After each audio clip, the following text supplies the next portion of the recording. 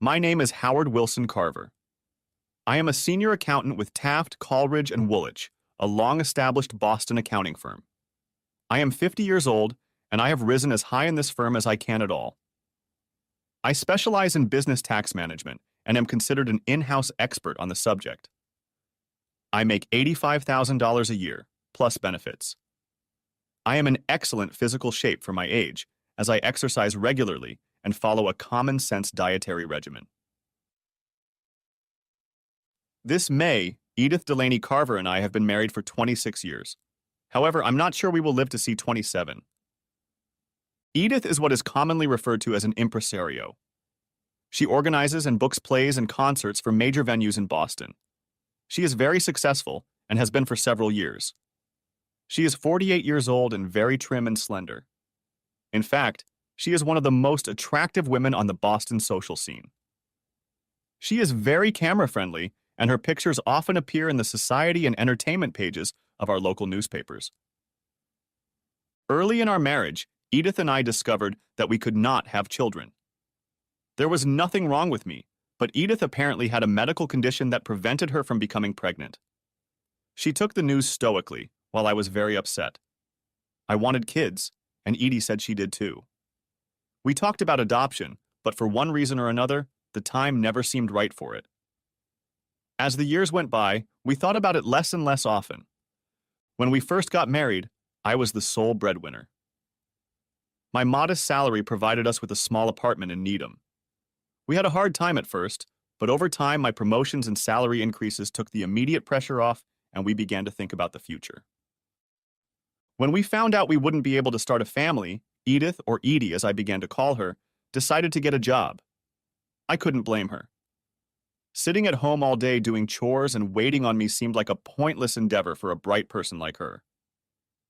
I advised her to find something to do since we wouldn't be dependent on her paycheck.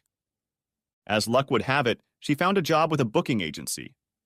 The agency provided musicians, comedians, actors, dancers, or whoever had the necessary skills to clubs, advertising agencies, theaters, TV studios, and radio stations. It was a modest business, but Edie treated it like a duck to water. Within 2 years, she had increased her bookings by a third, and the innocuous little agency was suddenly playing an important role in Boston's entertainment market. Naturally, her employer, Acer Hirschfeld, was thrilled with her work. Not only was she increasing their business, but she was making her way into the inner sanctum of the advertising world. She was highly visible, and as a result, she was noticed by execs and potential clients alike. By the age of 35, Edie had become a well-known personality in the local entertainment scene. By this point, she had overtaken me in terms of income. At this point, the relationship in our marriage changed as well.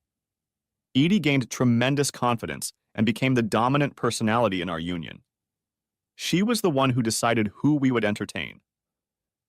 She was the one who chose the restaurants where we would be seen, and she was the one who decided we needed a more fashionable home. And nothing less than an address in the Back Bay would suit us. It was pushing our finances to the limit, but Edie was persistent. Fortunately, her income grew with her success, and eventually we were able to pay for the spacious remodeled townhouse she chose. I know it sounds like I turned into a milquetoast, a man who just let his wife run his life. But it happened so gradually that I didn't realize it for a while. By the time I realized my role in our marriage, it was well established and seemingly unshakable. They say that success breeds success, and in Edie's case, it was undeniably true. She had worked at Acer's firm long enough to build her own clientele, and then without discussing it with anyone, she had set sail on her own. She was handed to me the same way she had been handed to Acer as a fait accompli. At 37, she started her own agency and stole almost all the valuable clients that Aceru Hirschfeld had managed to get. I suppose I could hardly complain. By this time, Edie's income far exceeded mine, and much of what we had in property and capital was derived from her income. I was a lesser luminary. Oh, we were still close. Our personal relationship was still fine. We made love regularly, and she enjoyed the comfort of my presence when we were alone. It was that comfort that masked what was happening to us. Was I happy? For the most part, yes. Edie was in her element, and her success was shared by me. I went to work every day with little to no anxiety. I knew my job inside and out. In fact, I was getting bored and didn't see any changes on the horizon. I continued on the beaten path and stayed at TC and W. I could never blame my employer for being the cause of stress in my life. As Edie continued to grow, I noticed that I was seeing her less and less often. She was always attending some kind of opening, charity event, or gala. I was invited quite often, but I found that Edie was actually polite. She and I both realized that her world was foreign to me. I accompanied her when a partner was needed, but more often than not, she went off flitting around the city, making contacts, pressing flesh, and getting her picture taken with one celebrity or another. I was the fifth wheel. As we turned 40, Edie continued to grow in the Boston social scene. Her business was gaining momentum, and her income was staggering. I remember when we met with the tax accountant 3 years ago, she declared over $500,000 in income. I almost fell out of my chair when I heard that. I couldn't have imagined it. Edie looked completely stunned too. I don't think she really knew how much money she was making. Almost all of it went into a money market account at Fannie Mae. The rest was in her personal account. I think that meeting had a bigger impact on us than I realized. Our marriage evolved into something more hybrid than a conventional union. We were happy in each other's company when we were alone. But when we were in public, Edie seemed to prefer to keep a distance between us. Was she shy of me? Was it because she was the dominant, successful partner and I was the humble, overachieving accountant? And another thing, our only friends were my friends. I learned early on not to invite them to parties at our house when Edie invited her friends. Mine were ignored, and I ended up feeling bad for them. I had mentioned this to Edie more than once, but she dismissed my concerns as imaginary. So today, we are with my beautiful, successful, slender, energetic wife and our unusual but seemingly quite workable marriage. I won't embarrass myself by calling myself handsome, but I'm not a freak either. I have a full head of graying hair, I weigh only a few pounds more than I did in my 20s, and thanks to Edie's generosity, I am very well dressed. Our lives are still active, and we confess our love to each other regularly. I've had no reason to feel uncomfortable. Yet. Howard, I want to talk to you, Edie said, as we finished putting the dinner dishes in the dishwasher. Yeah, about what? This is awkward. Let's go into the living room and sit down, she suggested, clearly feeling awkward. This was unusual. I made my way to the couch and sat down. Edie chose the one chair across from me. I don't know how to begin, she stammered. You know I love you. We've been soulmates forever. I would never want to hurt you. I sat frozen in place. Something was going to come crashing down on me, and I was sure I wasn't going to like it. I held my breath. I feel the need to do something to improve my life, she continued, still very unsure. I feel like I'm missing something, and I'm searching for that. It took all my willpower not to interrupt her. I had no idea what my face looked like, but I could feel my blood pressure rising. I've been thinking about, having a lover, she finally said. She looked at me without looking away. She was waiting for my reaction. My thoughts were spiraling out of control. I was doing my best to keep my balance. I kept quiet. I would make her tell me everything. Howard, you have to understand. This has nothing to do with my love for you or you as a lover. You've been wonderful all these years. It's just that something is eating me up. You know I would never cheat on you. I couldn't. I just can't. That's why I wanted to talk to you about this tonight, she finished, kneading her hands together. I exhaled. A long, slow, muffled whistle as I tried to gather my thoughts. I continued to remain silent. I didn't know how to start.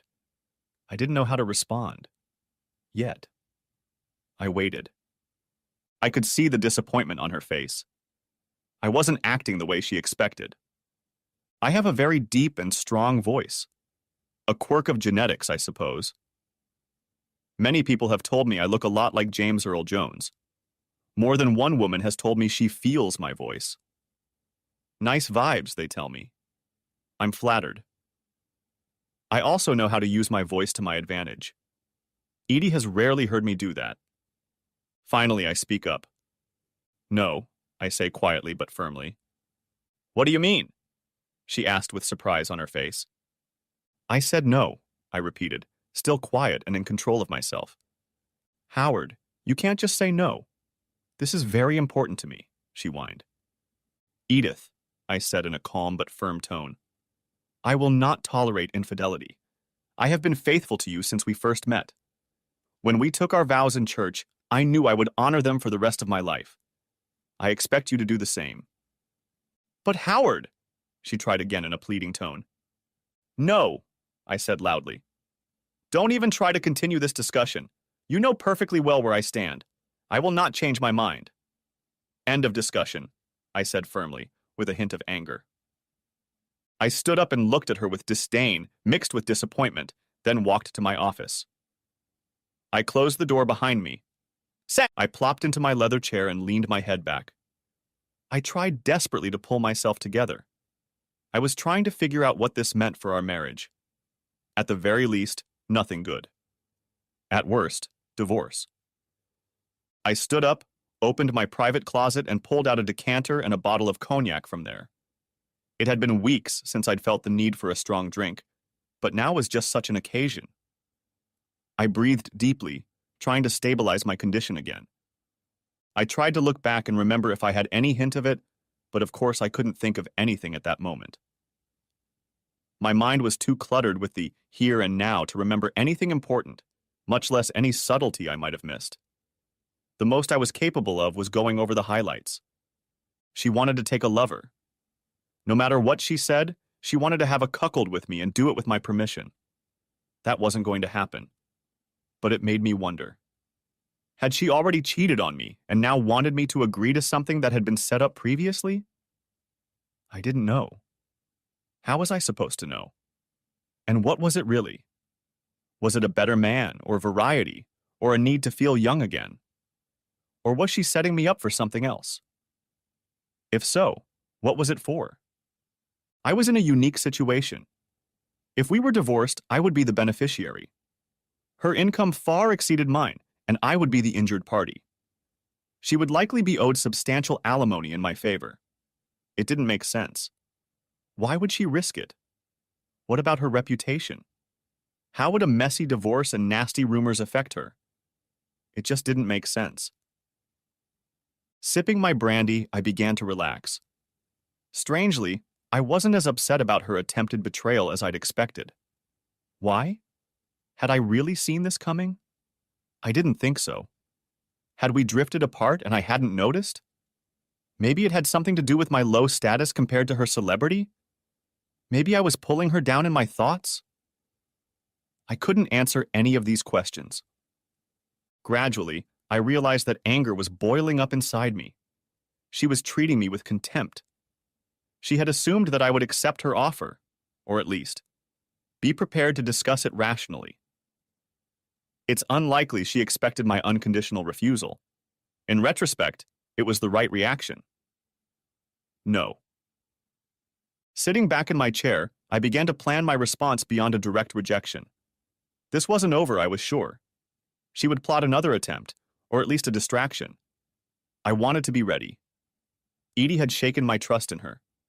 It was as if she'd already deceived me and I'd discovered it. What to do? My first impulse was to hire a private investigator to find out what she was up to. Unfortunately, I didn't have any leads to point him in the right direction.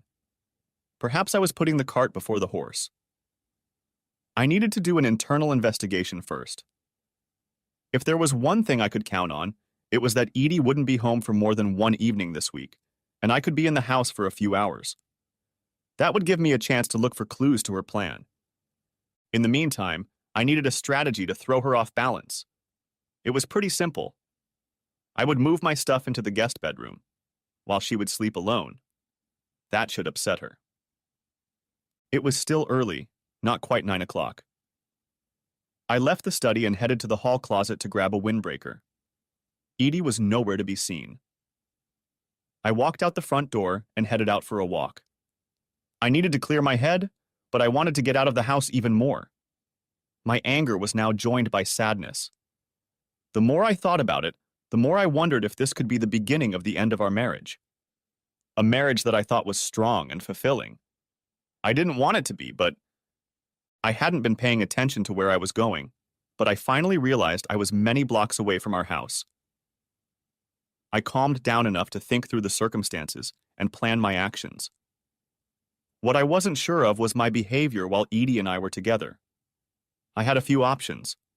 Freeze her out with the silent treatment, act normal, or at least as normal as the situation allowed. Show constant anger, perhaps even move out temporarily. I pondered a bit on what might be the best strategy. The more I thought about it, the more convinced I became that I wanted to know more. I wanted Edie to open up and tell me what she was thinking. I wanted to find out as much as I could about her expectations of me. I was sure that was the best way to get to the bottom of this whole episode. I couldn't just accept the status quo. I would not let her use me. I would never knowingly become her cuckold. Chapter 2. Gross Miscalculation. Edith. I've made a terrible mistake. I don't know what made me think I could convince Howard to agree to my taking a lover. Even so, I didn't expect him to just say no to me. There was no compromise in his tone. It was said with such force that it took me by surprise. I wasn't used to failures. I hadn't dealt with them often, and this came as a shock to me. I thought I was so well prepared. I was confident that Howard would realize that this was important to me and would not deny me my need. He had never before denied me something I really wanted. So why did he react so harshly this time? I had to rethink my situation. I love Howard. I know I do. But I need a little thrill in my life. I'm almost 50, and I need it. I need someone to make me feel alive and wanted. God knows Howard is a wonderful lover. He fills me completely and is so caring with me. I couldn't have asked for a more attentive husband. But I need more. I've really messed things up. I warned him of my intentions. I foolishly made him doubt me. There's no way I can indulge myself if he's scrutinizing me. Why should I have warned him? What kind of fool am I? I just made it harder for myself to have an affair. I've already made up my mind. I'm going to do it. I just got off to a bad start. A poorly chosen strategy. I need to step back and think about what to do. After wandering around the house, I noticed that the door to his office was open, but he was no longer there. I tried the living room, then the kitchen, but he was nowhere to be found. I looked in the hall closet and noticed his windbreaker was gone. He was gone. Where had he gone? Would he be back tonight? I felt fear in my stomach. This was turning into a nightmare. I poured myself a strong gin and tonic and continued pacing the house. Howard didn't have a cell phone, so there was no way to call him. And would he answer even if he could? I need a way out of this. I need to make him forget I did something stupid. Undoing the damage done would be a long, slow process. I needed to make things right with him. I looked at the clock for the 100th time. It was already 10:30 p.m., and Howard was still nowhere to be seen. It was dark outside, and I had no idea where he was. We didn't have a car, so he either walked or called a cab. I couldn't remember him just leaving like that without saying anything. He could have been mugged. Or worse. I went into his office and saw a decanter of brandy on the table. It was almost empty, with only a small amount of amber liquid at the bottom of the glass. He'd poured himself at least one drink before he left. I took another sip, noticing that the drink was almost empty. I wasn't feeling very well. Truth be told, I was kind of delirious. It was well past 11 when I heard the front door open. I rushed into the living room to make sure it was him. As he took off his jacket and hung it on the coat rack, he avoided my gaze. "Howard, where have you been? I was so worried." "I went for a walk. I needed some time to think," he replied simply. There was no anger or chagrin in his voice. I'm sorry, Howard. I didn't mean to upset you. I would never hurt you, you know that. I don't know what made me think I could. I mean, I couldn't go on. Nothing I said would fix the situation or bring it back. I desperately needed Howard to talk to me. Please give me something I could respond to. I'll move my things into the guest room. I'll sleep there for now, he announced. No. No, Howard, please. Please don't leave me. Talk to me. Please. I knew I was begging, but I had to do it. He turned to me, his eyes cold and his expression calm. I'm not in the mood to share a bed with you, and I'm not ready to talk to you right now. We'll discuss our future tomorrow, at the earliest. He said it so forcefully, in a deep, sonorous voice, leaving no room for argument. I felt so helpless. I had set this dog free, and now I had to find a way to drive him back into his pen. Talk to me, Howard. Please don't shut me out. I said I'll talk to you when I'm ready. Not before. I saw anger on his face for the first time. I'd pushed too hard. I'd have to be patient until he was ready. I couldn't think of anything else to do. I turned and slowly walked up the stairs to our bedroom. I'll be alone tonight, and it's unlikely I'll be able to sleep. I don't know when I finally fell asleep, but when I woke up, I felt sluggish and not rested. Eventually, I climbed out of bed and, putting on my robe, headed for the kitchen. As I passed the guest room, the door was open, and I hesitated to see that the bed was already made. When I got to the kitchen, Howard was nowhere to be found. He had already left for work. His breakfast plates were in the sink, and the coffee maker stood quietly in its place, one cup missing. I pulled out a mug and poured myself the first cup of what I assumed would be several that day. I checked the messages in the office and left a message for the receptionist that I would be out for the afternoon. I remembered that I had to attend a premiere in the evening. It was the last thing I wanted to do, especially if Howard was willing to talk to me. Nevertheless, I was determined to do so and just had to apologize to Howard. I realized that I would have to do this often in the weeks and months to come. Chapter 3. Recovery Strategy. Howard. I got up early to avoid seeing Edie this morning. I needed a free day to think about my next steps. I noticed that Eddie had an event planned for tonight and smiled. That would give me time to prepare. It would postpone talking to her for another day and give me a chance to start looking for evidence of her misbehavior. It was to be hoped that, as usual, only a major catastrophe would prevent her from attending the scheduled event. Perhaps the long walk the previous evening was to blame, or perhaps it was the fact that I had begun to map out my future. I had gotten a good night's sleep. I woke up refreshed and surprisingly confident. I had a rough plan of action and a sense of direction. Yes, I would no longer be Howard Carver, obliging husband and, as some might think, eunuch. That's a role I intended to rectify. I think Edie is in for a big surprise when she discovers she has a very different husband than she thought. I will no longer be a pushover. I will use my voice to make my opinions clear. I will be dominant from now on. It will be part of my new identity. I occupied myself throughout the day by asking my secretary not to call me externally unless it was urgent. As I expected, shortly before 3 in the afternoon, Edie called and left a message saying she would be attending a theater performance and would not be back for dinner. She was very apologetic and promised we could talk tomorrow. I left early in the afternoon and got home an hour earlier than usual. As usual, I had to cook my own meal from what I could find in the refrigerator and pantry. I opted for soup and a sandwich with a glass of red wine. Simple, quick, and easy to clean up after myself. I wanted to get started on my search. I started with Edie's computer. She wasn't a power user, and I knew from previous experience that she kept her calendar and email correspondence in Outlook, as I did.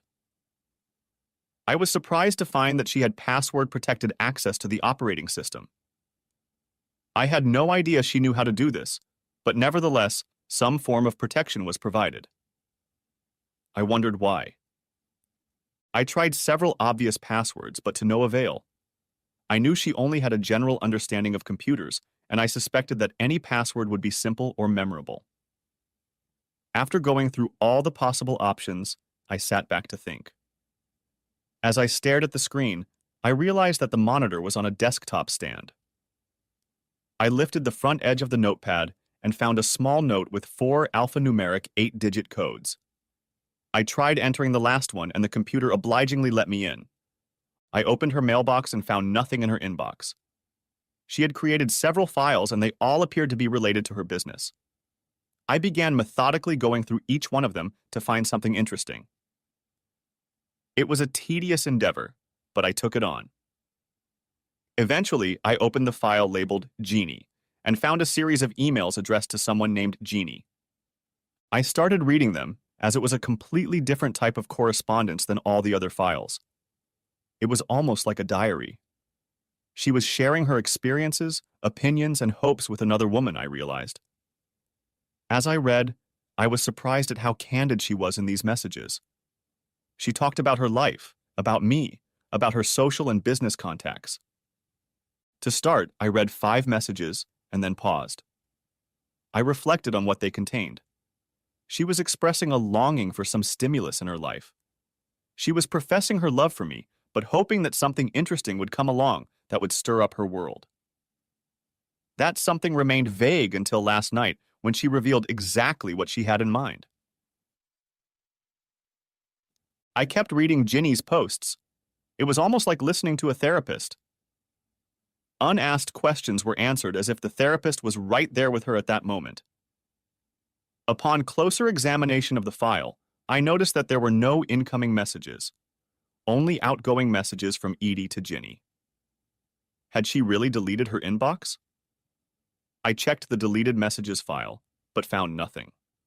I wasn't getting any useful information except that she was sharing her innermost feelings with someone other than me.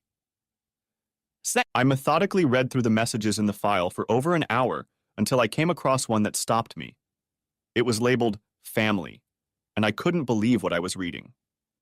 In it, Edie admitted that she had intentionally avoided pregnancy early in our marriage. She didn't want children. She tried to make me believe it was a physical problem, even though she had been using birth control the whole time. After she had a career, she had her tubes tied to avoid accidents. Her reasoning was simple. She didn't want to raise her children and prevent them from having a social life. After she went back to work, it became an obsession for her. She only barely acknowledged my disappointment. She hid her betrayal well. I never found out about it until that very moment. I was angry. This was a long-standing deception. It could have been the very act that would ruin our marriage. We had talked about children before we were married, and even in the early days. As I pondered what she had done, I began to recall my thoughts of the previous evening. I had to admit that I knew Edie was selfish. She did what satisfied or entertained her without regard for the needs of others, including me. Because I acquiesced so easily, she was rarely denied anything. I now realized how wrong I had been in my judgment. While I had been permissive, Edie had been unquestioning. She saw no reason to change her self-centered lifestyle. Things had to change. Dealing with the new me was going to come as a shock to my wife. It would be interesting to see how she would handle it, if she did. I was at the stage where I didn't care. She had conspired to cheat me out of my family, and for that I would not forgive her. It remained to be seen if she had already been unfaithful. I continued flipping through the folder, but found no new shocking revelations. Whoever Ginny was, she had extensive information about our love life. Edie talked about our sex life. She seemed completely satisfied with her and my actions. There was no hint that I did not treat her with love and respect. That made her statement last night even more incomprehensible. I quickly checked the rest of her email folders and found nothing of interest. It was all business related. I closed it and logged out, shutting down the computer. I sat there pondering what to do next. Glancing at the clock, I saw that it was 10 o'clock and decided that was enough for one night. 10 minutes later, I was lying in bed in the guest room and fell asleep almost immediately. I didn't hear Edie come home. I woke up early again, but my sleep wasn't sound. I dozed off and then was awakened by some violent dream that I couldn't remember. I slipped back into slumber and then woke up abruptly, trying to cope with the thoughts that came over me. Like the day before, I left for work before Edie got up. It was unusual for us not to socialize during the day, but yesterday was one of those days. We were both home today, and I expected the conversation to take place in the evening. I was getting better prepared by the hour, and now it was just a matter of what I would tell her. I knew for sure that I would take charge and drive the conversation. The days of her controlling the agenda were over. Chapter 4. Day of Reckoning, Edith. Another night without sleep. I was exhausted when I got home from last night's theater premiere. I should have slept soundly, but the confusion that reigned in my head prevented it. 2 nights without sleep wasn't going to help me cope with what lay ahead. Perhaps I could get a nap sometime during the day before Howard got home. I wasn't very efficient last night at the opening ceremonies. I didn't concentrate very well. I met all the people I had planned to meet, but I didn't manage to strike up any meaningful conversations. Perhaps a rest before talking to Howard would help me calm down. As I lay in bed that morning, I thought about what I had to do. I have to convince Howard that I've given up on the idea of having an affair. I must make him believe that I belonged only to him and that my request last night was nothing more than the delusions of a menopausal woman. Surely he could believe that such a thing was possible. I stopped taking hormone replacement therapy after they started scaring me. Perhaps I could blame it on that. I told Ginny about my confrontation with Howard. She scolded me for being so careless. She knew about my desire to have a lover. She doesn't approve. She warned me that Howard would never accept it. She can't understand why I would want to cheat on him. She sees him as the perfect husband. Of course she's right. He is perfect. Too perfect. Why do I strive so hard for self-destruction? Why do I think I can have my wonderful husband and another man on the side? I don't understand myself. It's not that I didn't have experience with other men before Howard and I met. I know the difference. I know how much better Howard is than other men. What's pushing me over this cliff? Maybe I'm crazy. Maybe I need psychiatric help. Maybe it has something to do with menopause. There are too many questions, too much confusion. I couldn't solve them lying in bed.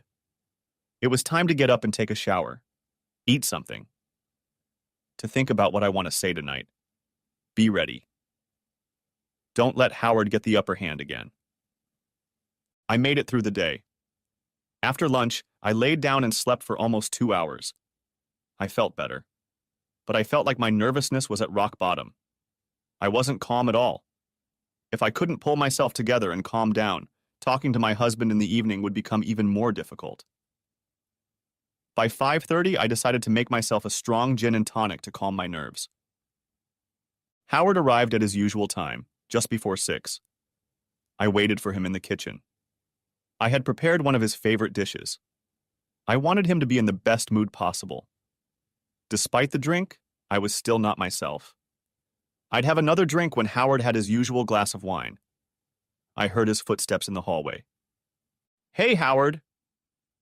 I'm sure my words sounded as uncertain as I felt. "Edith." He used my formal name. He hadn't called me Edie since that conversation. At least he acknowledged me. "Dinner will be ready in a few minutes. Why don't you freshen up and have a glass of wine while you wait?" There was nothing unusual about my suggestion. He nodded and headed upstairs to the bedroom. I made myself another glass of strong G&T while I waited for him to return. He returned a few minutes later and poured himself his usual Cabernet. "How was your day?" he asked. "Normal. Nothing out of the ordinary." "Normal." I wasn't very confident, and I'm sure he sensed it. He nodded. There was a deafening silence. I wanted to break it. To say something. At least make some noise. "I'm sorry I didn't see you yesterday," I finally managed. "I know you wanted to talk." "We'll talk after dinner," he said calmly. Calm. He was calm. There was no sign of discomfort or nervousness. Unlike me. I was sure he could read my confused emotions. I busied myself with preparing plates and utensils. I needed something to keep my hands busy. I checked the oven at least twice, trying to get the timer to go faster. Seconds seemed like minutes, and minutes seemed like hours. Finally, the bell rang, and I almost jumped up to the oven door. We ate in near silence.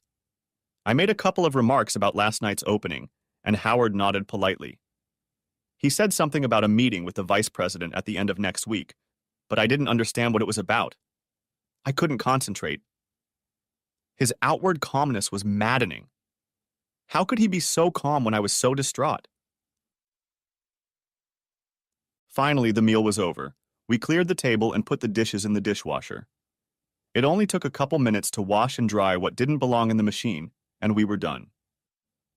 As always, Howard helped out. When everything was ready, I waited to see what Howard had to say. I knew he understood that I was going to let him take the lead. I just wanted to get this over with. "Let's go into the living room," he finally said. "I'm going to pour myself a brandy before we talk. Would you like something?" "Yes. I guess a G&T," I said, quickly pulling out a glass and bottle. He disappeared into his study for a moment, came back with the glass and sat down where he had sat 2 nights before. I came back from the kitchen and sat in the chair opposite, just as I had before. Things were about to begin, and I waited anxiously to see what would happen in the next few minutes. Chapter 5. Declaration. Howard. I forced myself to be calm and collected. I could see how disturbing my behavior was to Edie, and I wanted to keep that calm. I continued to call her by her formal name. There would be no caressing tonight. "Edith, I want you to listen very carefully to everything I have to say. This is not going to be a two-way discussion. I will tell you what I want to say, and you will listen. If you can't, then there's no need for us to discuss anything. I will give you every chance to speak your mind, but not today. Do I make myself clear?" Her eyes widened. There was no way she had expected this. She nodded in understanding. "Well, let me first tell you the consequences of your Monday night's confession. First of all, I am deeply disappointed that you don't respect me." I saw her raise her head and was about to say something when I raised my hand. She stopped, and at the same moment her breath caught. I don't know how I could allow the thought of sitting still while you make a cuckold out of me. If you think years of submitting to your whims have turned me into a spineless wimp, you'll have to think of something else. I want to repeat what I said then. I will not tolerate infidelity on your part. If you choose to ignore my warning, I will divorce you, and I can say with certainty that there will be no reconciliation. Do I understand correctly? I spoke very forcefully, using the full force of my voice to emphasize my determination. "Yes, I understand. But..." I raised my hand again to remind her of my intention to give rather than receive. "You have severely damaged our relationship. You've undermined the foundations of our marriage and questioned your fidelity. You have destroyed what good marriages are built on: trust. You have planted doubts in my mind, doubts I never had before. I'm not sure our marriage will survive this." I saw her catch her breath and widen her eyes. I had hurt her badly with that. I planted seeds of uncertainty in her mind as well. Uncertainty about her future with me. "I've had time to think about what I should do now that you've created this situation. You admit you love me, and until this Monday I had every reason to believe you. Now, I'm not so sure anymore." She raised herself in her chair again, as if she wanted to say something to challenge my fears. This time, I just stared at her in silence, and she sank back into the chair and said nothing. "You tell me you would never hurt me, and yet you would humiliate me by giving yourself to another man. I can't imagine how you could think I wouldn't feel the pain of that. I wonder, after all these years, do you really know me? You've definitely made me wonder if I know you. I blame myself for not being more decisive in our marriage. I let your success and your connections in the community belittle my role. In retrospect, I can say that was a mistake. I am not now and will never be your errand boy. I am an equal in this marriage and will settle for nothing less.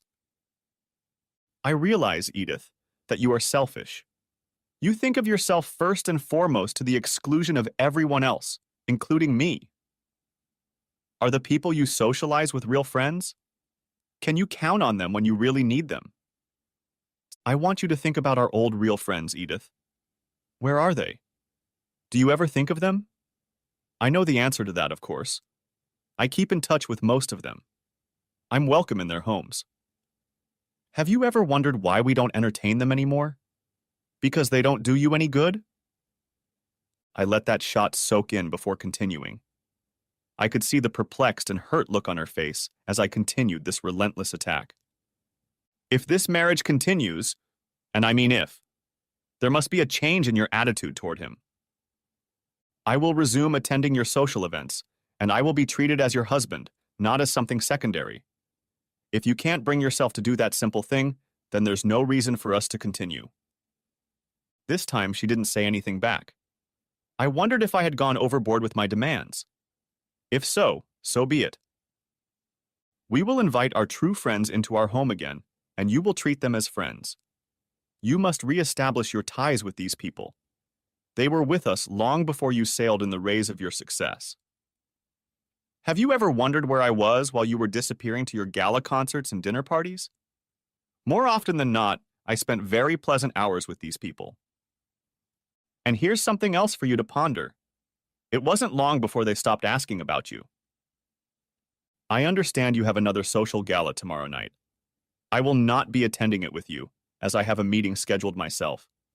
However, if we decide to continue our relationship as a couple, I will make sure to be available in the future. In the meantime, I want you to think about what I said tonight. I don't want answers or excuses tonight. I want you to give your full attention to my next questions, and we will discuss them on Friday night. First, do you want this marriage to continue? If so, do you renounce your intention to have an affair with any other man? If no, then say so. I will contact my attorney and instruct him to begin divorce proceedings immediately. This is non-negotiable. Secondly, I want you to understand that my role in this house is going to change, drastically. I think you can guess that I will no longer be a simple, obliging husband. And finally, you will learn to be honest with me. You haven't been in the past, and I want to know why. We're going to have a lot of frank conversations about us and what you need to do to regain my confidence and trust in you. In some cases, it won't be very pleasant. Again, it's all up to you. If you can't be honest with me, then there's no reason for us to continue our marriage. I leaned back in my chair, exhausted mentally and physically. It felt like hand-to-hand combat, but I was sure Edith had taken a lot more blows than I had. I'm going for a walk to calm down and clear my head. Don't wait up for me. I'll continue to sleep in the guest room for now. Perhaps after Friday we can discuss other arrangements. Am I giving you enough time to answer? I asked quietly, trying to break the tension of the meeting. Yes. I think so. Yes. I'll let you know if there's anything. Her voice broke. She was exhausted too, beaten verbally and mentally. I had been very hard on her, just like I wanted to be. I wanted her to experience the pain I was experiencing and for her to realize the changes she should expect. It was not my intention to be soft, only polite. Chapter 6. Consequences. Edith. I was stunned into silence. I had completely underestimated Howard. He'd given me an ultimatum, and I didn't have a chance to respond. He wasn't going to. I had never seen him like this before. I've never seen him like that before. He challenged me to defend my actions and choose between his demands and divorce. There is no middle ground. I don't see any way to compromise. I heard the door close as he left for his walk. I got up and headed to the kitchen to make myself another gin and tonic. It was unusual for me to drink so much, but tonight was an exception. I needed to calm down and figure out what was happening to me. I had lost all the control I had once enjoyed. Howard had taken it from me like I was powerless to stop him. And his questions. Of course I wanted to stay married to him. I had no choice but to assure him that there would be no cheating. He blotted that out of my memory in a matter of moments. I had choices to make. They seemed simple now, but I had 2 days to think about them. What did he mean about my honesty with him? I've always been honest with him. This whole mess happened because I wanted to be honest with him. How could he doubt that? But there was something else. He never once said he loved me. He hadn't even once mentioned his feelings for me, other than anger and disappointment. Did I kill what we had between us? I don't know if I can handle it. I love him. I know I do. I hurt him, and like any wounded animal, he's fighting back. But will he fight for us? I felt a queasy feeling in my stomach. I put the glass down, knowing it wouldn't help. 2 days? 2 days to find a way to salvage nearly 30 years of loving and getting to know Howard. Almost 27 years of marriage. There had to be a way to make him love me again. But how? I was exhausted again. The lack of sleep, the stress, and this attack. I couldn't think straight. Go to bed, Edie.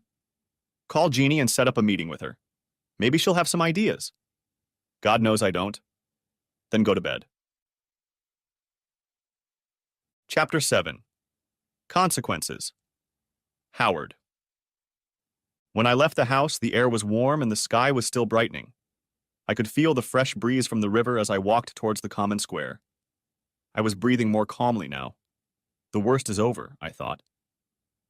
I had said everything I wanted to say. I had held back everything I didn't want to say. I had promised her hope, but I had no room to negotiate. There was nothing pleasant or uplifting about what I had just done. I hit her with words as confidently as if I had used my fists. I could see the effect of my blows. After a while, she just absorbed them as I applied them. There was no sign of struggle on her part. I should have felt better. I should have felt relief, perhaps even elation. But I didn't. I did what I thought was necessary to shock my wife and make her think about us, about our marriage, about our relationship, about our future. I left her no way out. On Friday, I'll probably find out if we have a future. I thought about who I am and what I want. Did I want this marriage to last? Did I love Edie? I deliberately avoided confessing my love for her. I wasn't sure of it myself, so it was best not to mislead her if I had lost that love. How would I know? I once read that the test for love is to imagine your life without your partner. Divorce, death, any reason? How would I live my life? Would I be able to get over her deception from years ago and forgive her? At first I didn't think so. But now I'm not so sure. She couldn't take it all back. She couldn't make things right this late. Would I be able to accept that? Before I could make a decision, she had to admit her sin. She had to admit that she had inflicted another deep wound on me. And what about the deed I'd done? The new, dominant Howard Carver. That was the deed. I knew it. Would I be able to live up to it? I doubted it. Perhaps in some less aggressive and defiant form. In a way that I could become without disliking myself. I knew I could never go back to the softer, weaker person I used to be. Edie would never respect me if I did, and I would likely find another man for her again. Nothing had changed since yesterday. I still needed to find out more about her. As I suspected, she still had secrets. Where were they hidden? What did I know about my wife? Was she cheating on me? Did I want to know? I wondered if she had any idea how she had undermined my faith in her. It was getting dark, and I turned back toward our house. I had already calmed down from the confrontation I had experienced earlier. So many questions and so few answers. But the confusion remained. I hadn't decided anything today. I challenged Edie to decide what our future would be. It occurred to me that I was putting my fate in her hands. The irony of fate. I have control of the situation, but it's Edie who decides. How ironic. Chapter 8. Ginny's Advice. Edith. I finally got a decent night's sleep. I wondered why when there was so much confusion and chaos going on in my head. I crawled off the bed and headed to the bathroom. The shower brought me to a clearer state of mind. Last night, before I went to bed, I called Ginny. She agreed to meet me for lunch at our favorite little bistro. Thank God Jeannie was found. Nick, the head waiter, met me at the door. Miss Marden is waiting for you, Mrs. Carver. He led me to the far corner to a table we knew was secluded and quieter. Thank you, Nick. Hello, Ginny. Thanks for coming. I was genuinely pleased to see her. I desperately needed her guidance. You know I wouldn't say no to you, Edie, she smiled. Ginny was so solid, so down to earth. We'd been friends forever, over a decade. Howard was wrong. I do have a real friend. Virginia Marden is the best friend I've ever had. I can tell her anything in confidence. She knows all my secrets, all of them. I had a conversation with Howard last night. Or should I say, he talked and I listened. He didn't want me to say anything. He said he'd give me a chance on Friday. Oh, Ginny, he was so cold, so angry. I've never seen him like that. He's a completely different person than he used to be. I don't know him at all. Tell me everything, Ginny said calmly. I told her everything I could remember. I told her about his last 3 demands. By the time I was done, I was almost crying. Ginny came over and patted my hands. Calm down, Edie. Calm down. Let's talk about tomorrow night, she said. She was so nonchalant and calm. What are you going to tell him? I'm going to tell him that I love him. I'm going to tell him I don't want a divorce and I'm never going to betray him. I'm going to tell him that it was all a bad dream and that I don't know what made me think I could hurt him like that. What else? Oh, he says he wants to be with me when I go to these events. I don't know why exactly. He says he wants to be treated as an equal. He used to hate my parties. I don't know what to think. I'll do it, of course. I just don't know what he expects. And? I'm happy that he'll be more determined. I want him to be my partner in everything. I'll tell him that I welcome it when he becomes more assertive with me. Anything else? No. I don't know what to say to him about his comment about my honesty. After all, I told him what I was thinking before I did anything. Isn't that a sign of honesty? I don't know what he meant.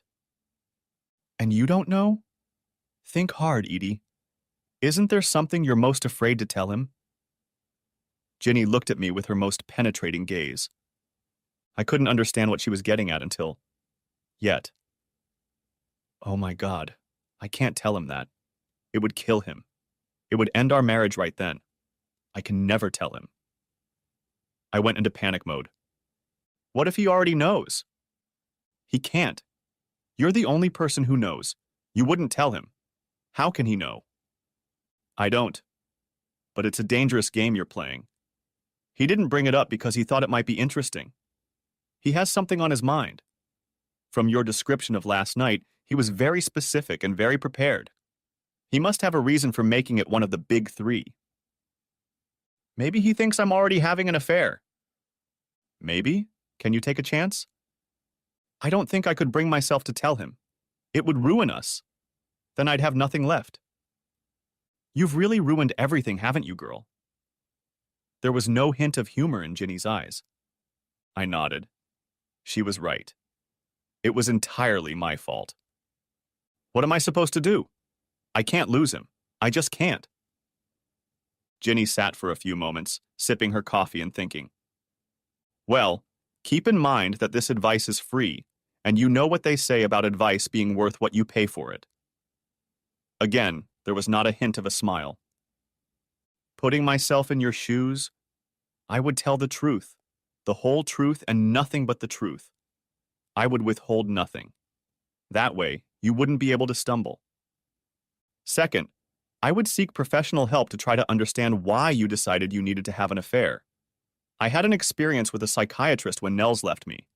They don't have all the answers, but they will definitely make you pay attention to all the questions.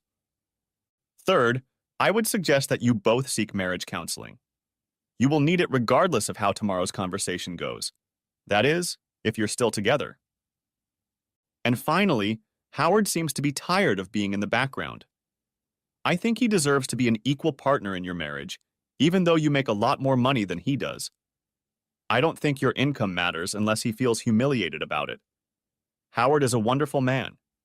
He should be treated that way. I sat and listened to Ginny, concentrating on every word. She kept her eyes on me, and I wanted her to. There was only one big stumbling block left: telling Howard about how I'd tricked him at the beginning of our marriage to not get pregnant. That was my biggest fear. I was sure Howard would react violently to any confession I made. I was sure then our marriage would be over. Ginny, last night. He never once said he loved me. Not once. Maybe it's too late now. He said we could have a future. But, a future without love? I don't think I can live with that. It's better to let him get rid of me. I was depressed. I saw disaster around every corner. I didn't know how I could save my marriage. Don't give up, Edie. I think he still loves you, but ask him. That's the foundation of everything that's going to happen to both of you. If he didn't love you, why would he go through with all of this? He would just walk away. Why would he challenge you if he didn't want to salvage something out of this mess? He's floundering too. He's not as sure of himself as he seems. He's waiting for a sign from you that you want to bring your relationship back to something he can accept and enjoy. You have to give him that chance. I don't understand. I want him to give me a chance. I don't hear any insecurity in his voice. I found it hard to believe what Ginny was telling me. People don't change overnight, Edie. Howard isn't an ogre. He's hurt, angry, and trying to regain his dignity and control over something that shook him to his core. He's making a brave face, but I'm guessing he's not as confident as he seems. He's trying to get you to admit your mistake. You wake him up by poking him with a sharp stick. He's reacting. He's as unsure as you are about what's going to happen. You seem very sure of yourself. I still had a hard time accepting her assumption. I'm not sure. I wasn't there for you when all this happened. I was trying to listen to what you told me and see what the point was. Remember, I only met Howard once in passing. He's hardly aware of my existence, is he? I don't know. I don't think he does. I don't know. Right now, Ginny, I don't know anything for sure. I was on the verge of tears again. We stopped briefly to order lunch. Ginny doesn't drink, and only iced tea was fine with me. I needed a break from the intense conversation. It was getting too complicated. I needed to keep it simple so I could deal with it tomorrow. I needed to get back to basics. What do I want, and what does Howard want? It had to be simple. My only real fear would be telling him about my reluctance to have children. He said I'm selfish. He's right. I've been selfish for a long time. That's not a very good basis for a marriage, is it? I guess I wasn't just talking to myself, but to Ginny as well. I looked at my salad and realized I was just picking at it. My appetite was almost nil. This was completely in line with my mood. Don't get discouraged, Edie. I know it's hard, and I know you're berating yourself for what you've done. But what's done is done. Now it's time to decide what's important, what you want to accomplish tomorrow. You have one very good opportunity to save your marriage. A lot of women never realize this. You will have a captive audience. The stage is at your disposal. Now it's all about presentation. When you know what you want to say, when you know how you want to answer his questions, when you know what you want to do to make things work between you, then you just do it. I sighed and leaned back in my chair. Ginny was right. I needed to prepare myself. I could do this to famous people and never think twice about it. I had to prepare myself to meet Howard. I had to have the courage to do it right. I was starting to feel a little better. I looked at Ginny and nodded. She was right. Chapter 9. Second Thoughts. Howard. I didn't get much accomplished at work. Friday is rarely a busy day, but this Friday was particularly quiet. It gave me time to think about Edie and tonight. When I woke up this morning, all my thoughts were occupied. I knew what I was going to do. And now, too much time to think. Had I been too hard on her? Was I pushing her too hard? She looked scared at times, like she thought I was going to snap and do something cruel. Maybe what I did was a little too, uh, dramatic. What did I want out of all this? What was I hoping to accomplish? I asked myself that over and over again. I still loved her. I knew it now. I knew it because I couldn't get her out of my mind. If that wasn't true, I wouldn't be obsessing over her. I wouldn't be angry. I wouldn't have been uncertain about our future. I knew what the problem was. Her secret. The one she didn't dare tell me. The rejection of our children. I still couldn't figure out how I felt about it. Was I angry? Yes. Could I forgive her? I didn't know. Would she be able to bring herself to tell me? I didn't know that either. Would that be the deciding factor in whether we stayed together or not? Another thing I didn't know. One moment I was sure, and the next I was tormented by doubt. 30 years we'd been dating. We'd spent almost 2/3 of our lives with each other. We had invested so much in ourselves. I tried to imagine what my life would be like without her. I couldn't get a picture. Of course it would be lonely. When you're with someone for that long, you don't have long conversations about your life together. It all imprints itself on your psyche, in your being. Words aren't always necessary. Sometimes a touch, a smile, or just a gesture is enough. The comfort of lying in bed with her by your side, even if you don't touch each other. The smell, the warmth, all those intangible things. 30 years. I didn't know what to expect from this evening. In a way, I was dreading it. I promised her that I would let her speak. I would politely listen to her without comment unless she asked for it. I was indebted to her. But then what? That part of my plan remained unformed. What then? Chapter 10. Confession. Edith. Howard came in early that evening.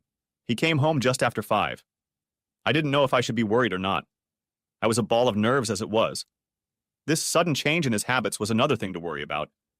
But it wasn't long before I realized it was something else. You're home early. Yes. It was quiet today, and I managed to leave a little after 4. It's a stopgap for the weekend. He smiled at me when he said that. It was his first smile since Monday. Would you like a drink? The usual? He looked relaxed and almost normal. Yes, thanks.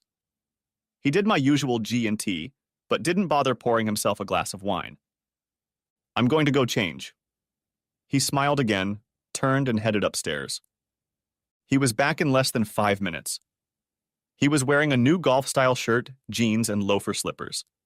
He looked completely different. And he was smiling. You look very relaxed, Howard. I wondered if he was trying to tell me something. He poured himself a glass of wine and turned to me again. It's been a very stressful week for me. For both of us. I'd like to tone it down. I don't want to push you anymore. I've been hard on you, I know. But, well, let's enjoy dinner and talk afterward. I nodded. Thanks. I'm all worked up. I'm so upset about what happened. I'm so unsure of myself and what I want to say. Just be yourself. Tell me what you want to say. Be honest, Edie. Be honest with me, and above all, be honest with yourself. He called me Edie again. He hadn't called me that all week.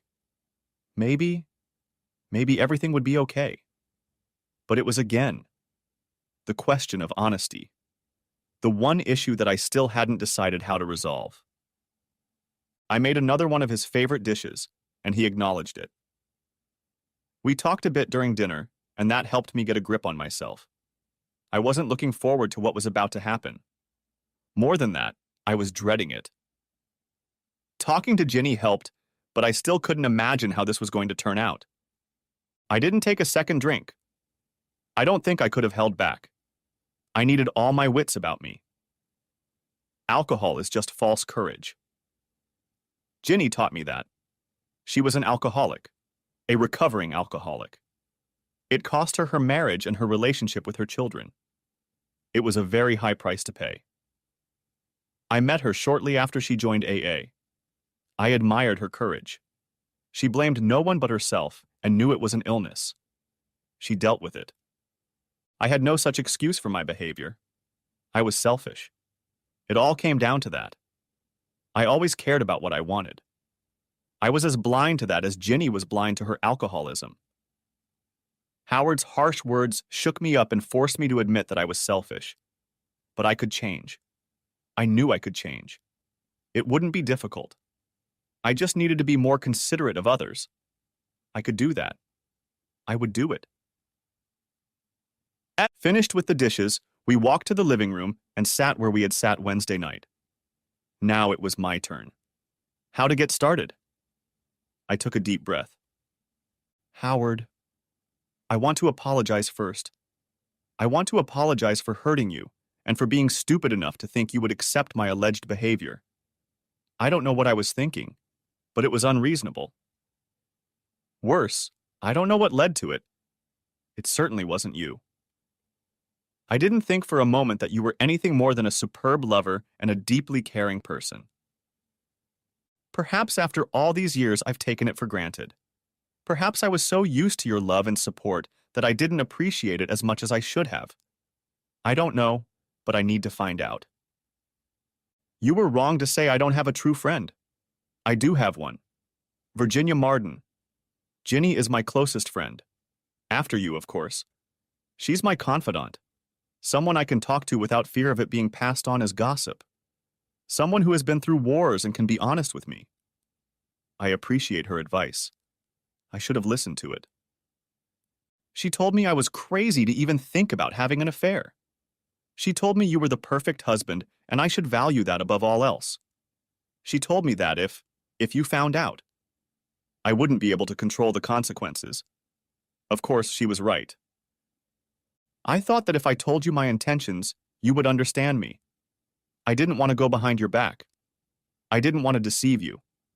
I didn't want to humiliate or belittle you for a second. It just didn't occur to me. But I did, didn't I? I humiliated and belittled you. Just telling you what I wanted was enough, wasn't it? I looked at Howard carefully. I don't know what reaction I was expecting, but he remained calm and poised. I continued. I don't know how to tell you how ashamed I am of what I did to you and how sorry I am. I know that apologizing alone isn't enough. Ginny recommended a psychiatrist who she says can help me. I really need help to figure out why I acted the way I did. I'll call her next week to see if she'll agree to take me on as a patient. You should already know that I will do anything to save our marriage. I love you with all my heart and can't imagine my life without you. I beg you to give me another chance. I'll do anything to keep us together, anything. Ginny has offered marriage counseling. I'll take it if you'll take it. I want us to be together for the rest of our lives. I want that more than anything in the world, including my career. I'll leave her tomorrow if that's what you want. Nothing in my life is more important than you. I know I've behaved selfishly, but I can change. I can become a better person. I can rebuild relationships with our old friends. I can be more considerate of you. It won't be hard to do. It's not that I've forgotten how to do it. I just need to remind myself to be more considerate of others. I paused again to gather my thoughts. I watched Howard carefully. He was calm, but wary. His eyes told me that he was absorbing everything I was saying. Howard, I want to tell you, assure you, that I have never been unfaithful to you. Never. And I never will be. I have put out of my mind every thought that I could have done such a thing to you. I've seen the pain and hurt I've caused you, and I couldn't live with myself if I did something like that to you. I paused again. I hoped to see some sort of reaction on Howard's face, but he was again calm and unresponsive. I wondered if he believed me. I know I haven't treated you very well. I mean, I haven't treated you as my partner and the most important person in my life. I think that's part of the selfishness I've succumbed to. I promise that I will change. You are too important to me not to admit that in front of our friends and coworkers. Again, I can only apologize for my actions. I am ashamed of my actions that belittle you and diminish your importance to me. You asked me to be honest with you and with myself. I tried to do that today. You really shook me with your words last night. I still haven't recovered from them. They frightened me and excited me so much.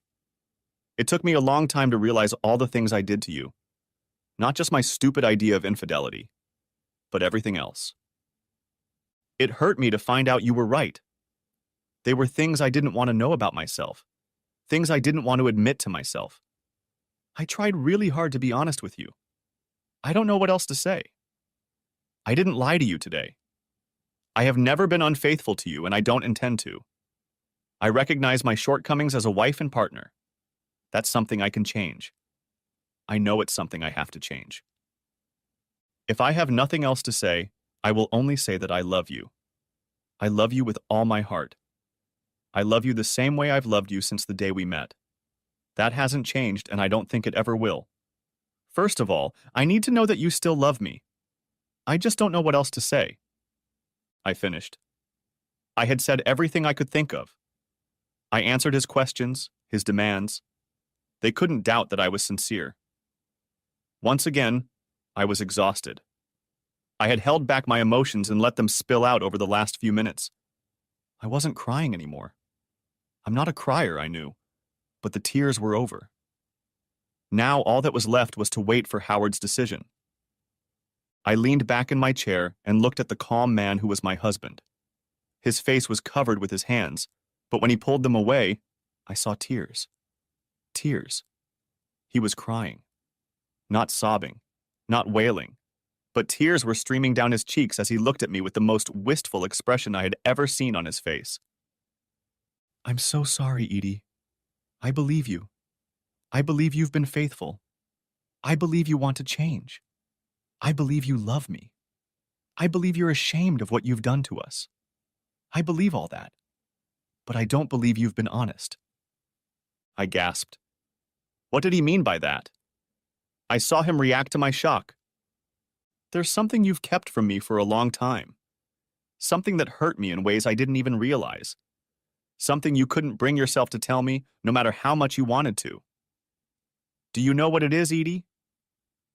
I nodded. He knew. How? I don't know, and it doesn't matter. He knew, and he hadn't forgiven me for it. I knew now that it was over. My fate was sealed. I collapsed back into the chair. You robbed me of my family, our children, even our grandchildren. You knew how important this was to me. You knew we both said we wanted that in our lives. But somehow you changed your mind. I was the only one who meant it. You decided to take that gift away from me. I could have gotten over it if you had been honest and confessed what you did. Even at this late stage, I could have forgiven. But you just couldn't bring yourself to tell me that, could you? I'll have my lawyer prepare the papers on Monday. I'll move my things while you're away next week. In the evening, I'll take a few things with me and stay at a hotel. I'll let you know which one if there are any unforeseen circumstances. I thought you might be interested to know that I'm going to be bought out of TC&W. They are downsizing in tough times and offered me a very fair deal to leave early. In a few months when I get settled, I will probably start my own business. I have many more rewarding years ahead of me. I'll be busy. I'm sorry, Edie. I was really hoping you'd find the courage to tell me your worst secret. I'm sorry you couldn't. I wish you well. I watched him get up, traces of tears still visible on his face, as he slowly walked out of the room and upstairs. I was paralyzed on the spot. I couldn't move. I couldn't speak. I wanted to scream for him to stay, to keep me safe, to hold me, to love me again. But instead, I did nothing. I sat and stared at the chair he was sitting in. It was empty as my life was. Epilogue, Howard. I was relieved that I didn't have to immediately look for a job and rearrange my life. I needed time to recover after a week that had turned my whole universe upside down. I found a really nice little apartment in Cambridge that was perfect for my needs. I bought furniture in colors I liked and settled in. So far, so good. I took a vacation. I wanted to go somewhere to forget myself. Someplace Edie and I had never been. No memories. It was May, and I chose the south of France. I rented a car and drove from Monaco to Narbonne, from Marseille to Orange. I soaked up the surroundings, the people, and the wonderful food. For a while, I was happy. I sat in a seaside café in Saint Maxime and pondered if I could live here. I didn't need much. I could take care of myself. If need be, my business could be run remotely via the internet. Perhaps living here, among the French, I could forget myself. Maybe. For now, I'll go back to Boston and do some more thinking. I'm still trying to get used to being alone. Epilogue. Edith. Ginny picked me up from the chaos of my failed marriage. I was a mess. I couldn't work. I couldn't think. I just sat in our house and did what I did for a living. She took me to Seattle and on an Alaskan cruise. It was the isolation and escape I needed. Thank goodness for Jeannie. She has been my anchor these past weeks. My business seems to be working itself out. I have very good help. I'm sure my absence has been noticed at various social events, but with my divorce going public, I think they'll understand. Neither Ginny nor I need to work anymore. We've both saved enough to live far longer than we have to. I've never been prone to reckless spending. I had to fight Howard's lawyer to get him to agree to a larger sum. He deserved at least that much, but he wanted so little. I don't think there will be another man in my life. I just can't bring myself to replace him. If he ever came along, I would know that I shouldn't do to him what I did to Howard. No matter what, I'll be alone. I'll have Ginny and all my business friends, but I won't have Howard. There won't be another Howard. There was always only one. The end. Thanks for watching. I hope you enjoyed it, so subscribe to my channel and watch the next video.